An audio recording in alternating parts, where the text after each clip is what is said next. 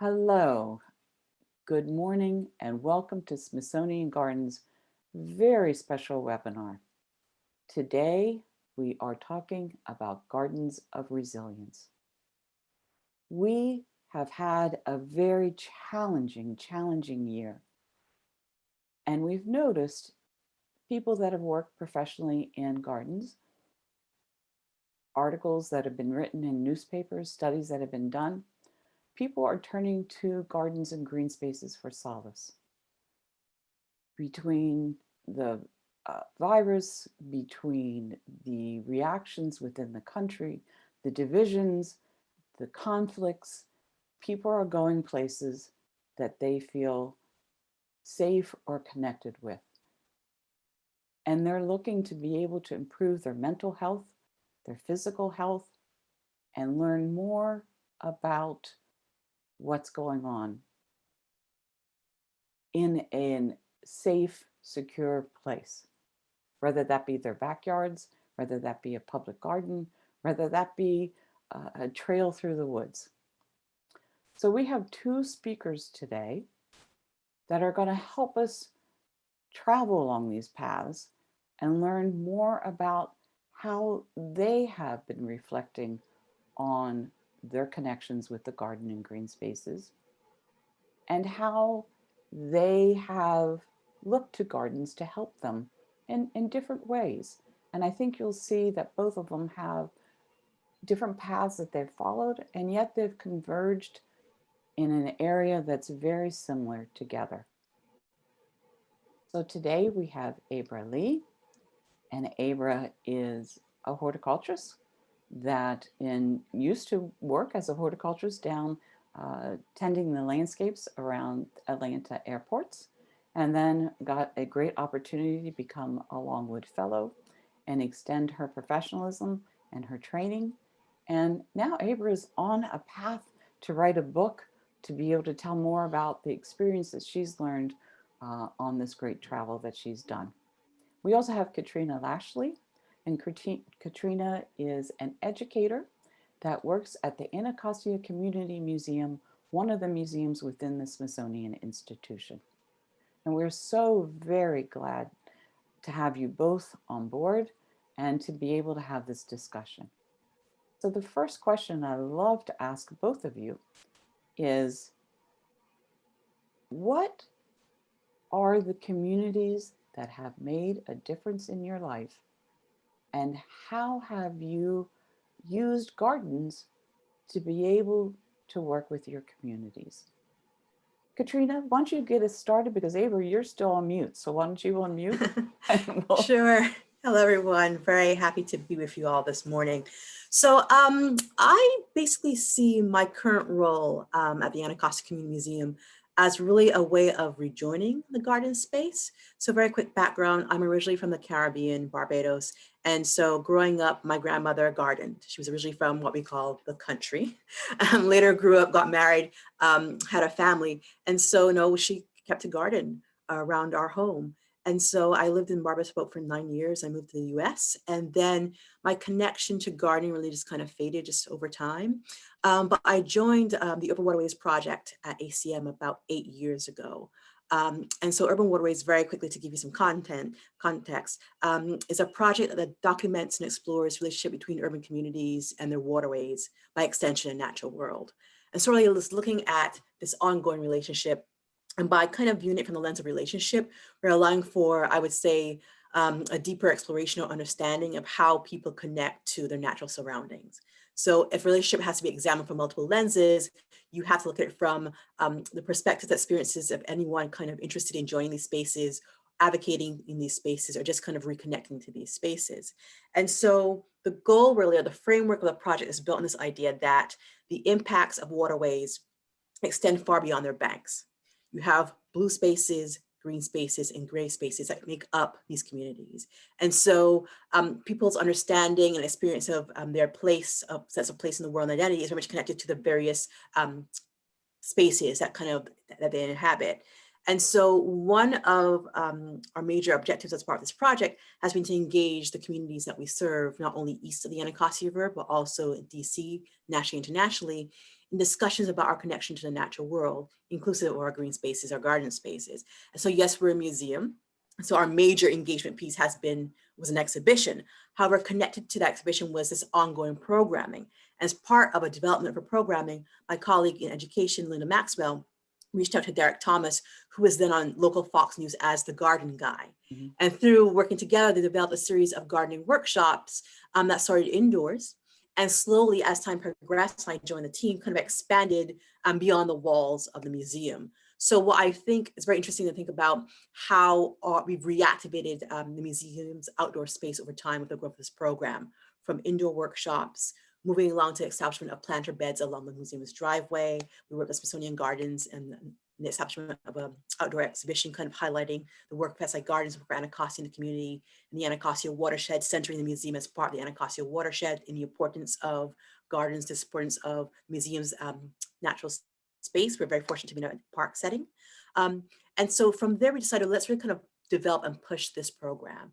Let's think about our urban gardening program as a way of reminding people that you can access gardening spaces in an urban setting. And your gardening space can be, if you're fortunate enough to have a backyard or front yard, it's your patio, it's your windowsill, it's wherever you kind of steward and nurture this natural or green space or natural plants, your flowers, your tomatoes, your rose bushes, however you define your natural space. And so for us, it's really important to highlight this idea of access, but also the practicalities of gardening. So as part of this programming, you will learn how to garden from point A through Z. But a really important part of this program for us really has been about this idea of gardening as a place of community. Mm-hmm. Gardening is a place of connection, and gardening really as a right, as a way of connecting to your, I could say, your ecological, your cultural, and your family histories. For many people in the communities that we serve, you don't have to look too far back to connect to someone who gardened. Either it was your grandmother, your mother, your aunt, a neighbor. Many of the community members that we serve, their families are from the South. And people have memories of spending time in DC, but then going back home for the summer to reconnect to family land. Or they're from immigrant communities from the Caribbean, from South America. They have memories of going home and reconnecting to their natural spaces that way. So really for us, this program really is a way to kind of remind community members that gardens really are a place of empowerment, mm-hmm. a place of feeling connected to the green space. What does it mean when you say, I am of a certain place?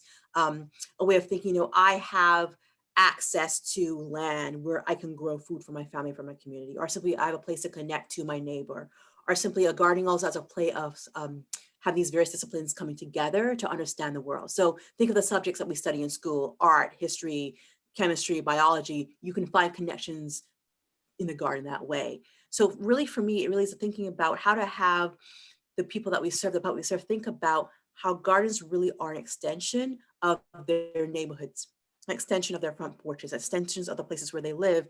They have a right to access these spaces in the ways that they feel most comfortable, right? And so the museum is one place. The museum grounds is one place that they can access a garden place as they access a space on their windowsill on their patio. And really is to kind of serve not really as kind of teachers, but also as guides to be in conversation with the people who join our spaces. We have, a cohort who's been with us for 10 years who come to our different events. And we talk, we laugh, and we just kind of share our knowledge and kind of build skills over time, really engage people in conversations about issues that are pertinent to their connection to natural worlds, but also to their mental and physical health. Yes. And Abra, that was exactly how you got into gardening, wasn't it? I mean, I know the path is, why don't you tell us how you got in and what you hope to achieve by going into the gardening world? It was what I love about Katrina's story is that mine is, there are some similarities, but there's some things that are so different, and there's not this one straight path. There's many ways. And for me, I absolutely grew up around nature. I did not grow up as a gardener. And when she mentioned the aunts, the grandmothers, the grandparents, the great aunts, the mamas, those were the people in my life that gardened. And I've had to really reflect on this in the past few years when people have asked me, how did I get into gardening, specifically horticulture? How did I become a horticulturist? And there really are three things. There was chance, there was familiarity, there was privilege in a lot of ways. And when I say by chance, I went to Auburn University as a next step to coming out of high school. And for the first 2 years, I just changed my major over and over and over. And I've told this story before, but one day I was on the campus bus and the students were up under what I know now is a sugar maple, and it was fall, it's 70 degrees, it's Alabama, just a beautiful day. And they were outside with their clipboards and taking notes. And I was like, well, this is a class? Like, what is going on here? And it was a arboriculture class. And I was like, okay, well, that's what I'm going to do, because I was, used to being in these classes with 300 students, no windows. And it just seemed like they just looked like they were happy and having fun. And I just thought I should be doing that. And when I say familiarity, when I came back and told my parents, hey, I'm going to major in horticulture, they were immediately supportive. And what never really occurred to me before then, why I got that support, my father, when I was growing up, was director of parks for the city of Atlanta. And so he knew what that type of career could lead to for me as not just his child, but as a Black woman. I think in my mind, I was just going to be a landscaper and that was that. But I think that he could see the bigger picture, the leadership, how that impacted communities. And then also my mom, when I talked about my mom and aunts and grandparents, she's from Barnesville, Georgia, rural Georgia. And we go there every weekend. I grew up in Atlanta, and this is dirt road country. And my aunts and my uncles were the ones that tended that family farm, and they were the ones that gardened there. And so this was like speaking her love language. And she was supportive because she knew what that meant. And she knew that her grandfather had started this family farm, and he was a successful businessman. And then also privilege, how I had these parents who were in a financial position to support what I wanted to do in this environmental career. And it wasn't something that they tried to talk me off of a cliff in terms of, oh, well, you're not really gonna, make that much money. It really wasn't about that. It allowed me to be free and just enjoy it. And there were many times in my career that they did support me. And I want to be very clear about that, because it's a tough career. It can be a very tough career financially. So what I will say is this: because I was surrounded growing up with so many Black women who were in horticulture, specifically from this little town, Barnesville, Georgia, when I became landscape manager at Atlanta Airport. I was also landscape manager at Bush Airport a few years after the Atlanta job. We would be sitting in interviews and people would apply, and I would be at the interview table and Black women would come in to interview for these positions. And this is no shade to the men around me, but this is a reality. They would say, well, I don't know if you should hire her because she doesn't have work experience in horticulture, or they're lacking this particular thing. And for me, I was thinking, are you kidding? Like, these are exact people I want on my team. And so I was able to bring this community in with me and build this incredible team of Black women, of Black people, of Latinos, and build it into an award-winning program at the world's busiest airport. So my background really helped to kind of patch together this quilt that really launched my career in horticulture. Mm-hmm. That is just so amazing to me that you're both now really using gardening as a method of communicating and a method of sharing information. But yours was more of a personal path, Abra, and Katrina, yours has been very community driven. So during this different time that we're in right now, how have you connected? How have you used the gardening? What have you been thinking about? What's driving you to still be involved with the gardens? So one thing in terms of the impacts of the pandemic really had me concerned was, so in the program we've done in the past with our garden group, it really is about being in that space, right? And getting your hands literally in the earth, or helping to harvest, or just having the conversation, the laughter, or sharing, of the meal or the harvest twice a year. I was very concerned. So how do we keep that momentum going? Like, how do we kind of recreate community where we can't physically be in the same space together? And so Derek, who has been our facilitator for a decade or so, he has his own garden, a very nice backyard. So we talked about it. So, okay, how about going virtual? Let's see what the virtual platform can look like. How can we recreate that sense of community on Zoom? So we had 3 workshops where we had Derek hosting us in his backyard. So really kind of framed it in this idea of he's inviting the group over as a trusted kind of friend and ally. And he took us through several lessons, several workshops in his own gardening space. And, you know, yes, the physical connection was obviously missing, but we still had people who have joined us over the last decade or so tuning in, joining us. We were able to reach a broader audience where the conversation still continued. And because I think Derek's personality just seems very warm, very engaging. And it's very this kind of, you know, do you have a question? Ask me a question through our moderator, and we keep this dialogue going back and forth. And he's moving through the garden space, and he's holding up plants, and he's explaining. And people are chiming in, saying, "What about this? What about that?" And you know, he's kind of moving very quickly through the space. The momentum was there, even though we couldn't be in the same space together. And you know, we weren't sharing, you know, some tea or you know, some lemonade or a snack at the end.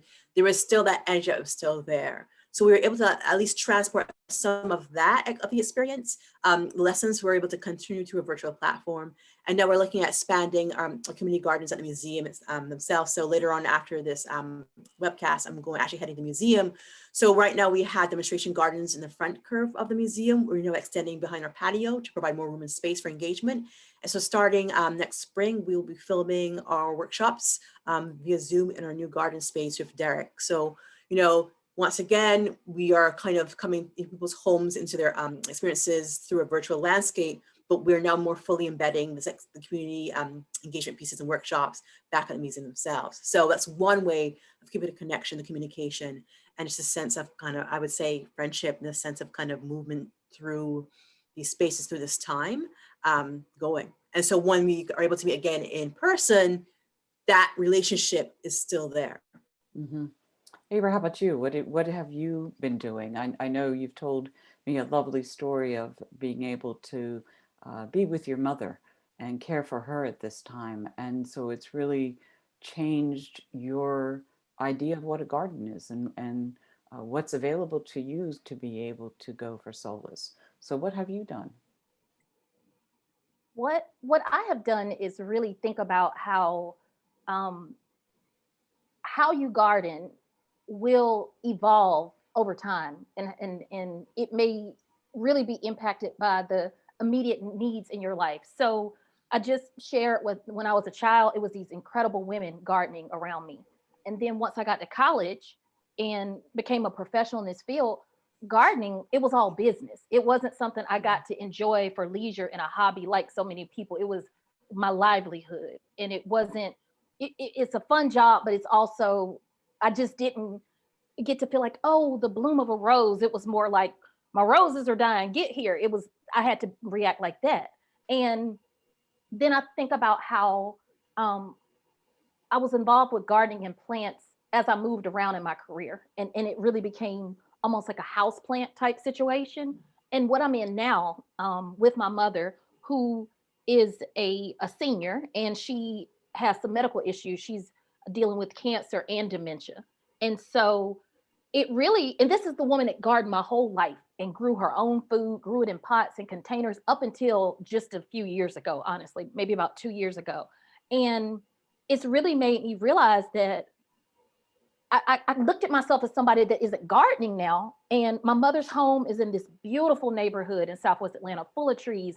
And I was walking her dogs during the pandemic. And I realized, you know, all of this is my garden, all these trees around me, everything that I see in nature, every season that I'm seeing change throughout this pandemic. And I no longer felt like some type of imposter in this field. Like, I'm this horticulturist, I'm this storyteller, and I'm technically not gardening right now. And I was thinking, you know, that's okay. It's okay if just the nature around you is what your garden is, and you're not physically doing it, but maybe you're capturing these benefits. And by me freeing myself to do that, as I walk through her neighborhood and there's this beautiful park, it also helped answer some questions for me. Because one of the things that has come up this year during this dual pandemic of COVID, and then also with the illumination of the racial problems, racism being a real problem in America, was I would hear these questions and I get these questions. How do we get more young people, more people of color, more Black people in these garden spaces? And because I'm not able to garden right now, and I'm almost like an observer, and I get to observe this beauty. I was looking at how these young men were in the park, and they're there. They got their music on. They're, socializing. They're under the trees. They're looking at the ducks and the hawks and all that, because this is the beautiful park in my neighborhood. And I was like, we are in these spaces. It's just that when we're in places like a Longwood Gardens, which I love, which is my home, it's also a place you stay on the path. You really don't touch the things. And I'm watching this kind of dual engagement with how I'm seeing these young Black men engage, but also in a way that I think is the right way to engage. And so it's just made me just really be aware that actually people are in these spaces, they've been in these spaces, and that we have to really meet them where they are and understand how they engage them and how they want to understand gardening, they want to understand nature. Yes. And Katrina, but I want to remind you of what you said to me one time that I will never forget. We want to make sure that not only are we opening the gate towards the community, we're actually making sure that they understand the gate is coming back to us, so that is a two-way gate, so that we're not just walking along the path, we're extending us out and receiving people in. So if you can continue that on, that would be fabulous. So I think, just to chime in on what Abra said, had a couple of things I want to respond to. But this idea of how do we translate these spaces, and having to be willing to acknowledge that there's more than one appropriate or proper way to engage with nature. And so a couple of years ago, we hosted a community forum called Documenting Anacostia. What are different ways? How do we define Anacostia, first of all, in looking at DC, the river, the community, and beyond, or the myths around Anacostia, and how do we engage with this documentation? And someone, one of the panelists made a very interesting point. He said, you know what, this idea of how we commune with natural world was constructed in the 19th century, right, by white men of privilege. And that definition of how you ought to engage in natural world is still this kind of bedrock. And if you dare deviate it, somehow you're causing damage, or you are a danger, or you have no right to be in spaces. And many of the communities that we've worked with, we've documented, they say, like, we've been here all along. We have these deep roots and connections to these natural spaces. However, we want to engage these spaces in a manner that's familiar to us. So why does that make us somehow a threat, or the way that we want to kind of engage, connect to, or enjoy the natural less proper, right? And I think one of the key words here is this idea of shared authority. That when we invite people in, that we understand, we acknowledge their expertise. So when we say we have gardening programs, not simply, we're going to lecture you for an hour and a half about the proper way to garden. No, simply it's a conversation, it's a dialogue. That you bring certain experiences, perspectives to this space. And you're also bringing possible certain traumas to these spaces, or certain reservations about engaging or being in these spaces because of, XYZ, you're not welcome. You weren't welcome in your park space, or the way that you celebrate or want to engage in the natural world is seen as somehow a threat or somehow not proper. This idea, we understand, we see you as an individual. We know that you bring your perspective, your story into these spaces. Talk to us about how you have engaged these spaces before, have not. How would you like to engage these spaces? And how do we enjoy our time together? And how do we learn? How do we kind of build a sense of community, sense of relationship, but all acknowledging that there are different streams of knowledge that meet and intersect in these spaces. And so how do we acknowledge that? How do we respect that? And how do we kind of use this moment, this engagement in this natural space, in like the learning these very practical gardening skills to address issues, these long-standing critical issues that are prominent not only in this community, but communities nationwide. Issues of access to park spaces, access to green spaces, to health, to food inequities, and so forth. It really comes to this idea that you have to acknowledge and respect and equally share the space and share the knowledge that people are bringing into these spaces. Just to chime in what Abra mentioned before I forget, this idea, the love language that you describe your mother used. I have been fortunate enough to be a witness to many of those moments where people kind of light up, so, oh yeah, my grandmother used to do that, or my aunt used to do that, or I used to go home for the summer, oh yes, and their faces light up in these smiles. And so, we used to do it this way. I think it's very important that people have these moments where they see it in their personal family histories, they see it in themselves, and they really say, okay, I have a right to be in this space It is part of my family history. It is part of my birthright. It's part of the stream of knowledge that I carry with me. And why is that so empowering? To be standing in a place along the Anacostia River, or in Tacoma Park, or Kenilworth, where have you, and you're standing in this green space. You know what? I have a right to be here because I have a legacy that I carry with me. This connection to, this understanding of these natural spaces where something may be hidden from me for various reasons, but it's a language I understand, it's a space I understand, and it's coming from a place of love, of familiarity, and a place of recognizing myself. I think it's a very, very empowering moment. That, as dramatic as it sounds, think about it, it's just taking place in a very small, quiet green space on any street, in any park, or any patio or backyard, that I think can be so accessible, particularly in these times of uncertainty, of trauma, dealing with these dual pandemics. And so I believe that my role as an educator, or as really as to engage people in these discussions, really is to provide these spaces, these moments, and to ask these questions and stand back and have people kind of bring their expertise, to bring their personal and professional moments and histories. And the fact that it is taking place in a natural space, I believe, allows people's guards to go down, their boundaries to go down, and there's a sense of, I would say, almost peace and relaxation, in which people can say, okay, this is who I am, this is why I come to this space, and this is why I'm new to the space, or this is why I continually come to this space, because I have a right to be here and every right to want to access the sense of well-being that this space can afford me, if that makes sense. It does make sense. And I think you have really defined why we all go to those green spaces. It all is so familiar and so much a part of us without maybe even recognizing it until we're there, and not understanding the relationship fully, because it really is on a lower level. It's more primal than anything else. So, but really, I love Abra's use of the word love.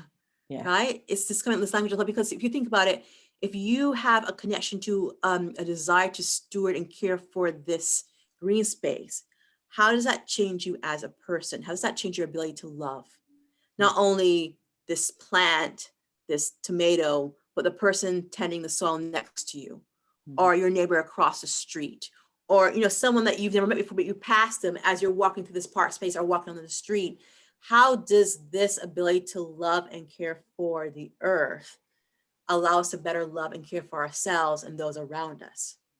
So I think this idea of a language of love, it encapsulates it beautifully, right? A love of self, a love of family history, but it's love as a human being, and understanding your place within this natural order of things. And a sense of pride, and just kind of, the sense of peace. So yeah, I love this idea of the language of love, and I will steal that, borrow that, Abra. Yeah, I think this is just really beautiful and really striking. Yeah.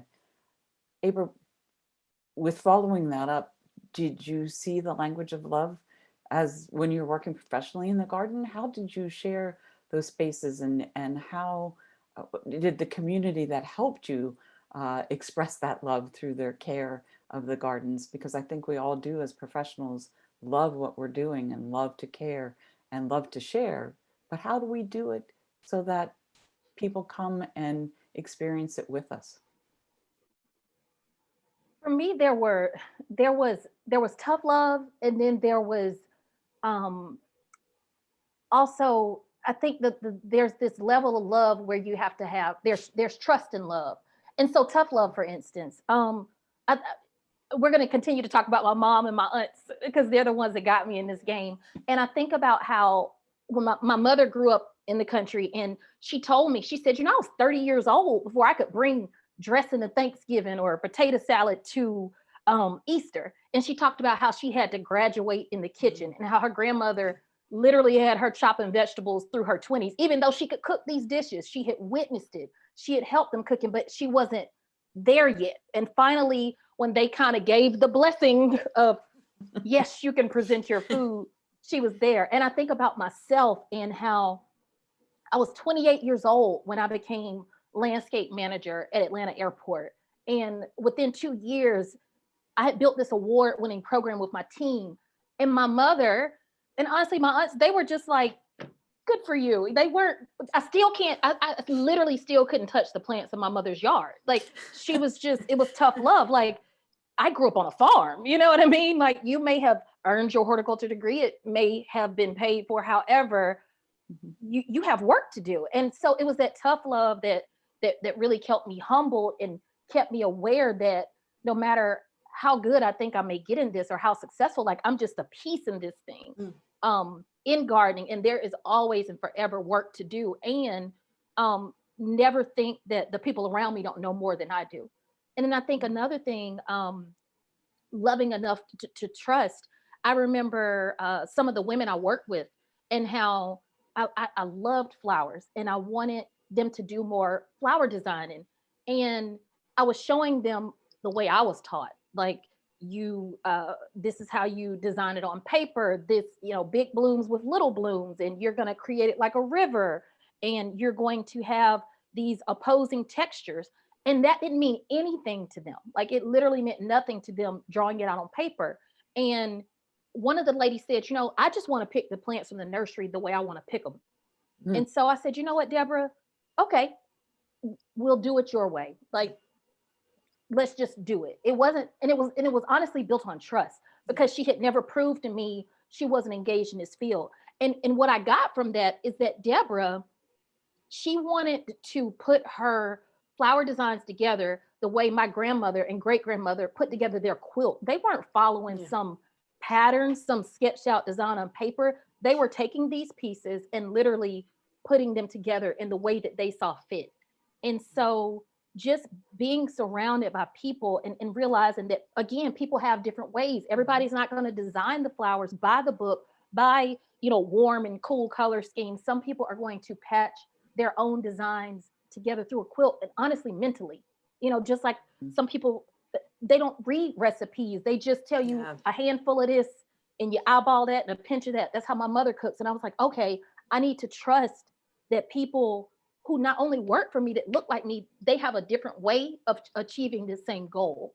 And I think that that's something that me having that background that I had allowed me to have a level of trust there that I probably wouldn't have otherwise. Because remember, I learned to garden by the book, and I thought the book was the way. But if I had not allowed people to do it their way, that would have been honestly negating all these things that my ancestors had put in place that allowed me the privilege to even be in this career. And so, Abra, I love how you describe that example. So this idea of learning by the book, and how do we validate or invalidate other ways of being and doing? And so I think in terms of especially kind of working for an institution like Smithsonian, right, which is seen as this esteemed kind of institution. Yes, it is. But I think in terms of the program we've done, once you understand, I think by engaging people through these green and natural spaces, it puts a more human face on the Smithsonian, if that makes sense, because it's not this idea of the scholarly by the book approach. It's simply, we're in a space and, this is how we are doing it. But as Abra said, how do you want to do it? Do it the way that you've been doing it, your family's been doing it, that makes sense to you the way. And so kind of acknowledge, yes, here we go. There's a book, there's a scholarly kind of approach, and there's this kind of very, I would say, very human, very passed down through generations kind of way of doing and being that is, stands on equal footing, deserve to be in these spaces at the same time, but knowing when to kind of take a step back and allow this other way of being, doing, and knowing to have precedence and to have to share the stage, which I think once people see that, you understand that, you acknowledge that, you respect that, it opens up the lines of communications, right? And they're willing to come back to your spaces. They're willing to share their knowledge, expertise. And if you say, okay, I want to come out, I want to document your work, document your best practices, understand your connection to place, your history in this place, the challenges that you're facing today, and how you want to think about the past to apply it to the present. And we want to kind of work with you to document and address these issues because you have respected their expertise, their understanding, their experience in the world time and time again. Then they see you more as a partner collaborator. And it makes it easier for us to kind of engage the community, to document the history of the community in the variety of these spaces. I think something else, Abra, you talked about, I love this idea of knowing your place and earning your place in the garden at the table, right? this idea of tough love, but really that is mentorship. So I think back to the garden classes where we've had a toddler, toddling up to the garden bed, and, they're gonna put the seed in, and then their parents help them kind of water it and pat down. And, this intergenerational kind of dialogue or conversation, and how you are trained, how you're formed, how you can be mentored in these green spaces. And as you move through the stages of your life, you realize the idea of how do you train leaders? So how do you train environmental leaders, stewards of communities, the blue, the green, and the gray spaces, is when you put them in these spaces with their elders, and in between, you have that dialogue, you have that conversation, you have that tough love. It's okay, you know what? You're not quite there, you're not quite ready, but if you just kind of pay attention to what I do, you'll get there someday. And so to kind of see that from toddler to youth, teenager, 20s, 30s, 40s, 50s, this idea of how do you train, how do you engage, how do you shape or form people who are civically engaged, not only in terms of the traditional definition of civic engagement, to civic engagement through an environmental lens, stewardship of your place, of your home, of these various spaces, and this idea of how it can come together very naturally, very organically, in beyond the traditional classroom, beyond the kind of the book learning, but this idea of just living your life and moving through these spaces through, connection to these other older generations, and understand there's a time and place, and as you earn your stripes, you earn your steps. Basically, it's you're training civic leaders in a very kind of safe, warm, natural space and environment. It comes from this legacy of training, of love, of tough love, and then training this legacy of community leadership through environmental advocacy and practice. Agreed. So, Abra, you said it earlier too. You came from a place of privilege, and you feel privileged for what you learned, and you feel privileged for what you're able to do. So how do we open up that privilege? How do we help do what Katrina is saying, that we need to have people understand there's many ways of getting to the end. There's many ways to garden. There's many ways to design your flowers. There's many ways to cook. How do we, I'll pose that to both of you. How do we make this a privilege that's available to all, accessible to all? I think it goes back to two things: meeting people where they are, and then also realizing that it's not a straight path to inclusivity. And I think that what I am observing of so many of the conversations this year is, how do we become more inclusive? It's people want an answer. Again, this, here's the answer, and if you use this method, you're going to have inclusivity. Bang, just like that. And it doesn't happen like that. It's not a straight path. It may be 2 steps forward, 5 steps to the left, hop over a rock, try to climb a wall, you slide back down, but then you spring over 3 more steps to the right, only to take 1 step forward. And I know that's a lot, but that's kind of what it takes. And again, meeting people where they are. I think about something as simple as George Washington Carver, and not calling him simple, but this simple idea he had. And I was reading through a book of ornamental plants, a publication he had put together, ornamental plants in the southeastern United States. And he wrote this in probably the 1930s. And I'm reading through his tree list, and one of the trees was Cornus Florida, a dogwood. And instead of him saying filtered sunlight, friable soil, whatever scientific word he said, if you can plant cotton and corn, you can plant this tree, essentially. And I'm paraphrasing his words, but that's what he said. And I was like, this is brilliant. Like, literally, you have just let every farmer know, you got this one. If it's not a tree in this book you can plant this. If you can plant cotton and corn, same conditions can be used to plant this tree. And I felt like, wow, that's really, really meeting people where they are. And back to even in my professional journey, how I was speaking to Katrina about this, and I had an employee, a gentleman named Jason, and I would talk to him again in this plant language and things like, this tree is deciduous, or this is a hardwood, etc. And it just wasn't clicking with him. He was, and what I realized is that I said, Jason, you don't seem to want to be on this crew. What would you rather be doing? And he said, I love baseball. I'd rather be playing baseball. And what I realized is that I'm shouting all these words to him and giving him all these lists.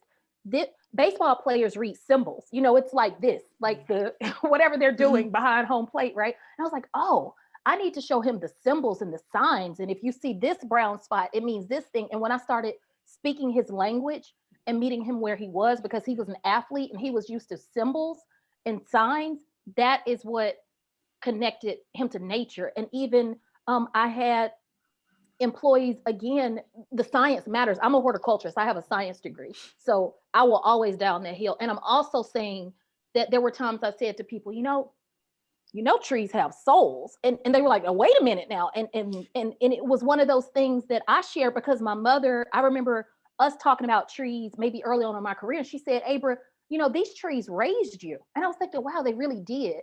And so again, meeting people where they are and not just trying to say, if you're going to plant a tree, it's for this reason. This is the only way. We have to figure out what is engaging them. And then I think you can be more inclusive. And that goes outside of race or gender or class. It's like, what is most important to you about this plant, this thing, or how do I engage you without asking them? We got to pay attention. It was on me to listen to Jason and be like, oh, you want to play baseball, which means you like signs. So I don't think it's on them for them to say, this is how I want to be engaged, because that's not always something that a person knows how to translate. That's so very true.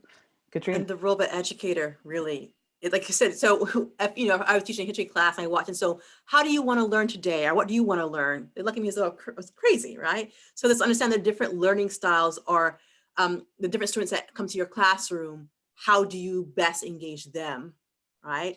And this idea of being able to present information in multiple ways is really key. But I was, so the question is, when I pop ahead before I forget, Cindy. So one of the things that we really need to start to do, I think, is tell the truth about how we got to this point, about inequity, many ways across the board, in terms of access to these green and blue spaces. So this just didn't spring up. So what have been historical moments that led us to this point? That's, if you think about it, this idea that people, certain communities don't have access to park space, green space, you know, clear, clean air, you know, or drinkable water, potable water.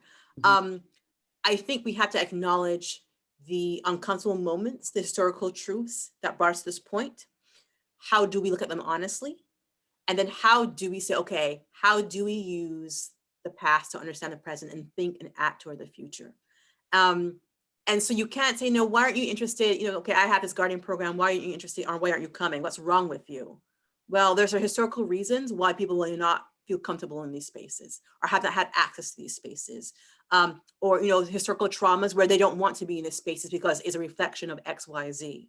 So, you know, how do we kind of best engage, or how do we best kind of translate this information, or invite people in to share their knowledge or information, to kind of have these dialogues and these engagement, is to kind of acknowledge the hard truths about inequality in our country. And it goes across the board. You think, oh, the air, water, and, you know, plants have nothing to do with any of this stuff. No, it's all intertwined, it's all intersects.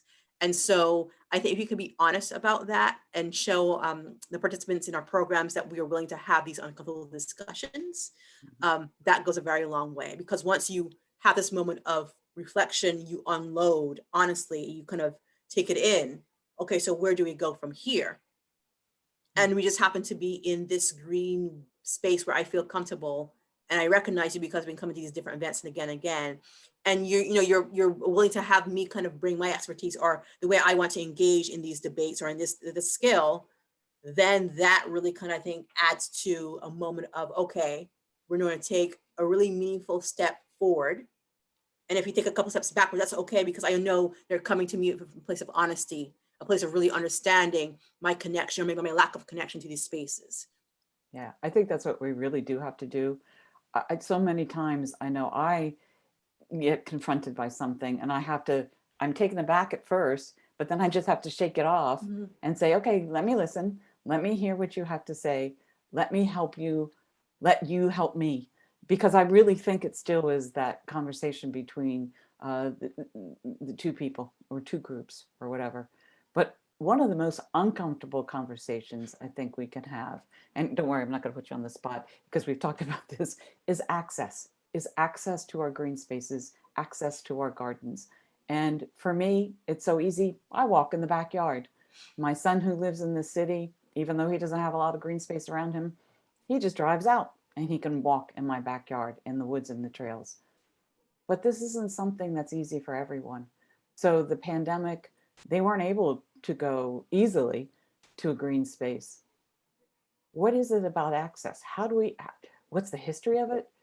How do we make our green spaces more accessible? One more thing that just popped up in the newspaper the other day was the fact that an area near you, near Anacostia, the Oxon Hill Park, only has 1.5 miles of trails in acres and acres of woods.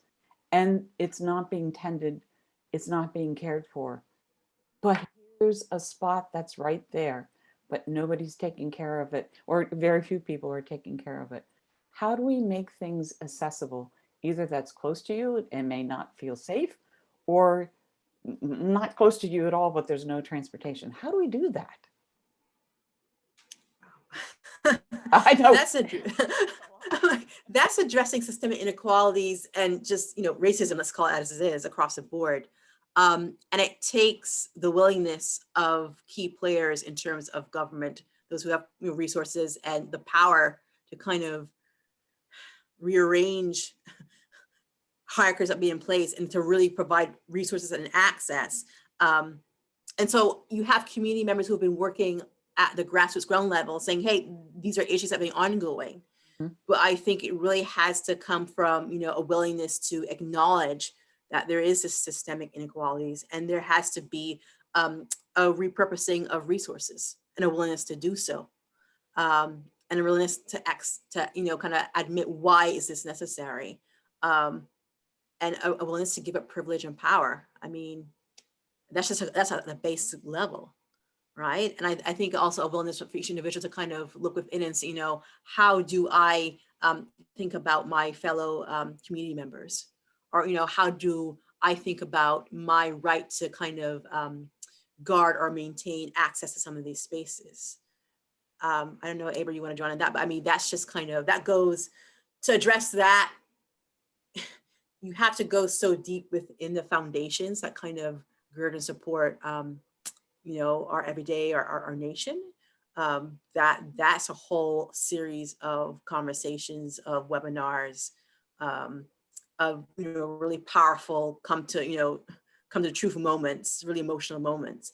But I think it really starts with an acknowledgement that we cannot deny the fact if power, privilege, race, class have impacted every single aspect of our daily life. We cannot even expect to assume that the natural world is not a part of that. Mm-hmm. That's just, that's from, I believe that's from the opening of the front door and just kind of starting at the base of the foundation. And so, Abra, you can chime in here. I mean, that's just kind of, before any of that happens, nothing can really move forward. And that's just me personally speaking. Many of the things you said are triggering, maybe is the word I'm looking for to me, because it's such a complicated question. And for me, I think about the idea of breaking cycles to me is something I think about when making sure that access is secured to people, future generations. So back to this rural farm. My mother grew up on that farm because her grandfather, his children, he was a sharecropper, and his youngest son wanted to go work at a mill, and the man that they were sharecropping the land for said, no, Simon can't go work at the mill. He has to work this land. And so my grandfather was like, no, my son's going to go work at the mill because that's what he wants to do. And he packed his family up and essentially saved his money and purchased his own land. So I had this access to this beautiful family farm because of essentially Jim Crow, right? I mean, that's really what it was. And I think about the community that I grew up in, and we're talking there's hundreds of trees. I mean, hundreds of trees in my parents' yards, 2 acres wooded. There's there's a park 1 minute from my mother's mailbox with 2 natural waterfalls. Literally, my parents bought the house from a landscape architect, a white man. They bought this house because of white flight. This is why my parents were in this neighborhood in the city of Atlanta, not just my parents, all these other Black families. And so I was able to grow up around all this nature freely because there were people who looked just like me in my community. I didn't have a Christian Cooper experience. It wasn't weird for me to see Black men in parks looking at birds and touching trees. That's just what they were doing. It was so normal. And now I walk around my same neighborhood and gentrification is occurring. And you don't feel that same level of freedom. I got to be honest, even though my parents have been in this neighborhood for over 30 years, even I'm kind of hyper aware, like, is it still free for me? And I think we have to break these cycles that stop people that in their access, because if my parents didn't already have a foothold in this neighborhood, even I wouldn't have access to this level of nature, right? And I don't have the answer on how to do that. And I think also when we're in those communities, and I go back to thinking about how I was an arborist, and in my own journey, how I almost blocked a group's access to nature. And in that moment, I caught myself and I realized, like, wow, I'm doing what people with privilege do. And I was an arborist. I had a tree assignment, a work order to go into this neighborhood to look at this dying oak tree. And I show up on this corner and it's like Tuesday at 11. And I mean, it's dope boys on the corner. I know what it looked like. I'm in the hood. I'm like, I know what it is. And I just walk up and they're like, what are you doing? And it wasn't weird or anything, but it was more like, I was like, I'm here to see a tree. And I didn't greet them. I didn't say hello. I had entered their community, right? And it was just ignoring everything about what they're doing, assuming why I think they're on the corner. Who knows? It could have been an off day. And they were like, well, who called you about the tree? And I said, oh, well, Miss Jenkins called me about the tree. And they're like, oh, yeah, of course, Miss Jenkins. She's always calling the city about something. She's complaining. And so they were like, well, what are you looking at? And I was like, oh, well, the tree has Ganoderma. And this is a post oak. And the leaves on the post oak, have squared tips. And I was denying them access. I wasn't even explaining to them why I was there, what I was looking at. I just assumed that they wanted to make their sales with their customers. They didn't care about this tree, but like legit, they were like, what's an arborist? What are you doing? Right. And that right there was access to them to a whole new field that could have been denied. So I think that we just have to communicate to the people around us and not even make assumptions when we're in rooms and we're in places about who likes trees, who likes tomatoes. Like, you don't know what people like. People don't even know what you're doing. But when you explain it, I literally stood there for 30 minutes and answered tree questions. And I was like, this is incredible, right? So I think it's just about keeping an open mind and reminding yourself about how you got your access, how you move with your privilege, and what you do to block other people's, and how you can be more open and engaging to them. I agree, but I think you really hit it on the spot. There aren't any real answers yet, or we're coming to some of the answers. But as long as we keep having conversations and we keep communicating, we'll be able to come up with some answers, bits and pieces at a time, but we'll be able to come up with some answers. And we'll be able to understand what those green spaces mean to the people, encourage them to visit in the way that they want to visit, make sure that there are different types of places to visit, because we talked about that before too, how maybe one spot is not good to be playing baseball, but another spot, another green area, another green space is. So have multiple accesses and multiple spaces to be able to share with people. I'm so impressed by you both and the work that you both have been doing.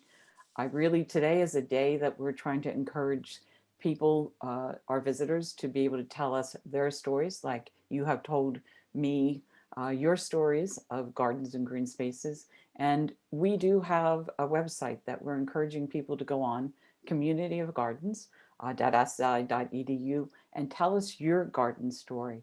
What has made a difference for you during the pandemic so that we can learn from you. You can share a story. You'll be part of the stories that we collect and held within our digital archive to be able to reflect upon this time and at times in the future, because we want to hear what everyone has to say about gardens and how they impact their lives, how they improve their communities, how they form their communities, to be able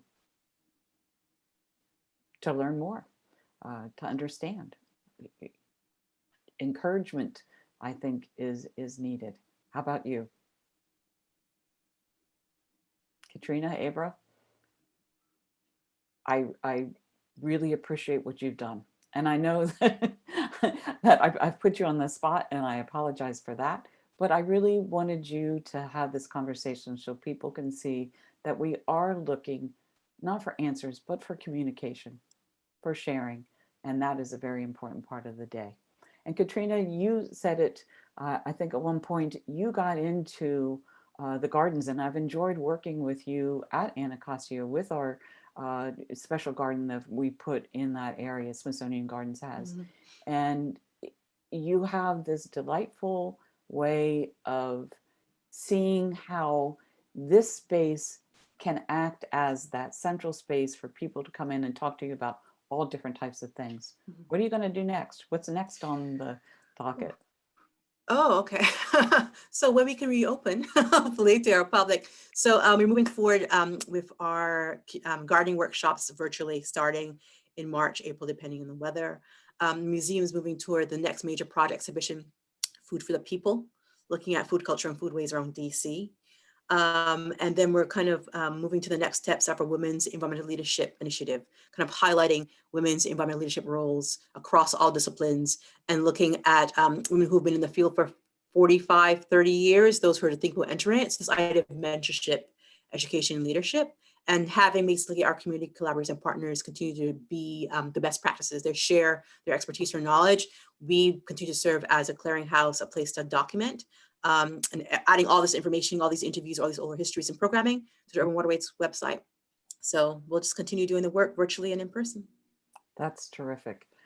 Sarah, if you wouldn't mind putting in our Community of Gardens website, people are asking what that might be. If you'd put that in our chat box, please, that'd be terrific. But Abra, what are you doing next? What's on your horizon? How are you going to carry forth with this?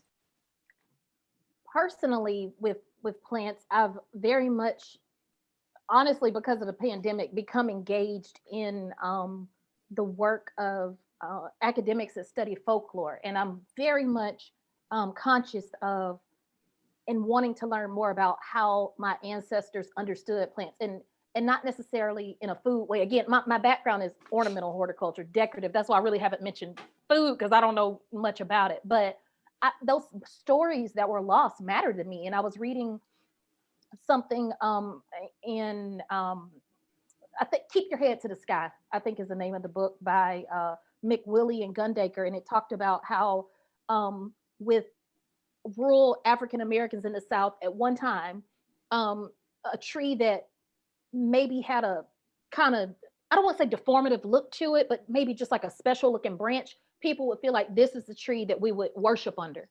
And those type of stories matter to me, because I think about how much of that you aren't taught in school, and you're never going to be taught those things in school. And I'm just like, wow, this would have really engaged me in such a rich way when I was a student, beyond just all of the technical notes. And then also understanding that the way people in Georgia might have approached a tree is not the way that people in, I think you said your family's from Barbados. Did I say that right, Katrina? Mm-hmm. Was that right? Yeah, Barbados. How, mm-hmm. Right, Yeah. how they would have engaged in trees. And so I'm very much curious about my Southern heritage and how my people engaged plants, and how I can reclaim those traditions, because they matter to me. They really, really, really do. And then working on the work that I do, my manuscript and research on Black garden history. So that's what I'll be doing. That's terrific. Vinny, can I quickly chime in? So Abra, you remind me so much of something. So Dr. Gail Lowe, who's a senior historian at ACM, led this project, envisioned it. And so when I joined the project 8 years ago, I was 2 weeks, sitting in her office downstairs, paper piled up. She was on the phone with someone talking about the project. She hangs up, she goes, he doesn't understand what this project is about. This project is about the people. And Abra, through your work and through how you just kind of stated your next steps, that really encapsulates everything this project is about. This is the human dimension, the human stories, the human connection. So why does this all matter, right? And so this idea of understanding where you come from, your connection to place, and just by sitting and listening and talking to Abra, I feel as though I get a glimpse to her as a person and why her work matters and why her connection to the land and green spaces in the natural world matters. And people, when they see this human connection to stories, you get this, okay, this is why this is important. Now I understand why all these environmental issues and all different concerns, this is back and forth. It all kind of is this science with this idea, who are you as a person? Where do you come from? And why does your sense of place matter? And why does my sense of place matter? And why does our sense of place, this where we live, why does this matter? And so I think it's just a really powerful reminder of, this project, this work really is about the people. I agree. And I am really looking forward to continuing our conversation and opening it up to others. But I want people to understand that what we're doing by telling these stories and communicating with others, you're making your story come alive and come true. Archives are so important because they tell stories, they increase our sense of identity and understanding of cultures, and they can help out with justice and equity. So I hope the more that you talk about gardens, the more that you talk about the green spaces that are available or not available, please help us continue that conversation and that communication. So until next time, thank you all. Yeah. Thank y'all so much for your time today. Thank you, Katrina. Thank you. Cindy. Thank you, Abra. Enjoy it. Thank you, Cindy, for inviting, Thank you, for creating the audience. panel. Thank you for joining us, everyone. Bye-bye.